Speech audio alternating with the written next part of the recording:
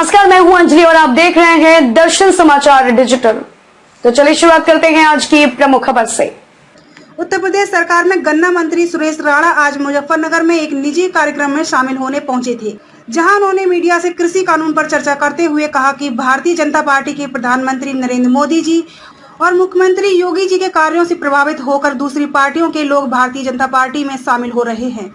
उन सभी का भारतीय जनता पार्टी में स्वागत है। हमने कोरोना काल की विकट परिस्थितियों में देश की एक भी शुगर मिल को बंद नहीं होने दिया।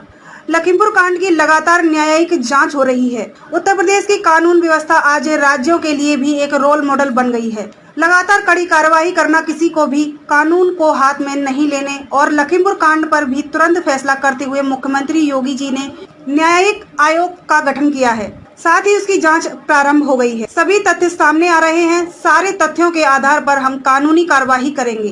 प्रधानमंत्री मोदी जी ने 7 सालों में किसानों के हित में बड़े फैसले किए। मैं एमएसपी की बात करूं तो गेहूं की एमएसपी 13 से लेकर 2000 तक पहुंची। खाद के बंद कारखाने चलाने का काम मोदी जी ने किया। किसान मसीहा चौधरी चरण जी कहा करते थे कि खेत और खलिहान देश की तरक्की का रास्ता निकालता है। गांव के स्ट्रक्चर को मजबूत करने का काम भी मोदी जी ने किया है। गांव की बिजली अलग, खेत की बिजली अलग, ये काम भी मोदी जी और योगी जी ने किया है। इसलिए मैं जानता हूं कि मोदी जी और योगी जी ने किसानों के हित के लिए बड़े काम किए हैं। फिर भी कृषि विधेयक भी उसी का हिस्सा है। लेकिन अगर फिर भी किसी किसान भाई को ऐसा लगता है कि उसके पास कोई ऐसा सुझाव है जो और भी महत्वपूर्ण हो सकता है, तो भारतीय जनता पार्टी ने हमेशा अच्छे सुधार और सुझाव का स्वागत किया है। हमारे कृषि मंत्री जी ने 12 दौर की वार्ता की और मोदी जी ने भी कहा है कि मैं एक कॉल की दूरी पर हूँ। किसी भी किसान नेता या किसी भी किसान भाई के पास कोई ऐसा सुझाव है जो कृषि कानून में संशोधन करना है, तो सदा ही भाजपा के दरवाजे खुले हैं।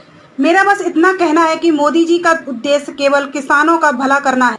उद्देश्य है कि किसानों की आमदनी को बढ़ाना। इसलिए किसी को लगता है कि इस कृषि कानून में कुछ और संशोधन की आवश्यकता है, तो किसान भी सुझाव दें। उनके सभी सुझाव पर विचार होगा और भारतीय जनता पार्टी हमेशा किसानों के सुझाव के लिए तैयार है। भारतीय जनता पार्टी के विचारों से प्रभावित होकर के आदरणीय नरेंद्र मोदी जी, आदरणीय योगी आदित्यनाथ जी की नीतियों से प्रभावित होकर के बड़ी संख्या में लोग भारतीय जनता पार्टी में आ रहे हैं। हम सभी लोगों का हृदय से स्वागत करते हैं और भारतीय जनता पार्टी में जो भी व्यक्ति आता है, चूंकि हमारे लिए चुनाव लड़ना, एमपी एमएलए बनना ये प्राथमिकता नहीं है।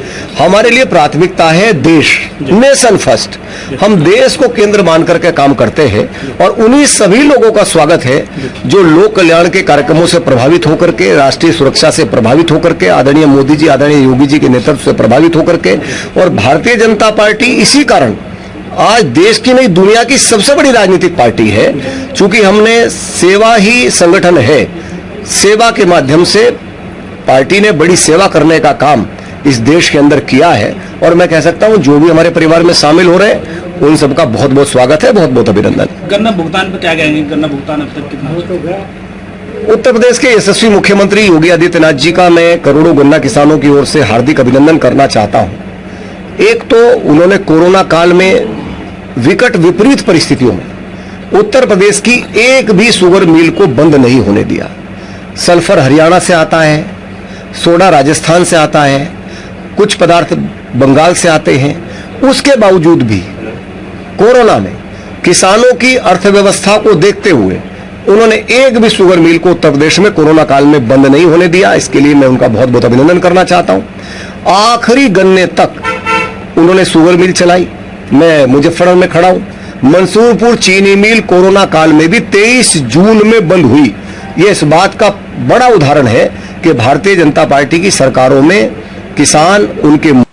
खबरों में अब तक के लिए बस इतना ही। फिर मिलते हैं ऐसी ही किसी प्रमुख खबर के साथ। तब तक के लिए नमस्कार और देखते रहिए दर्शन समाचार डिजिटल।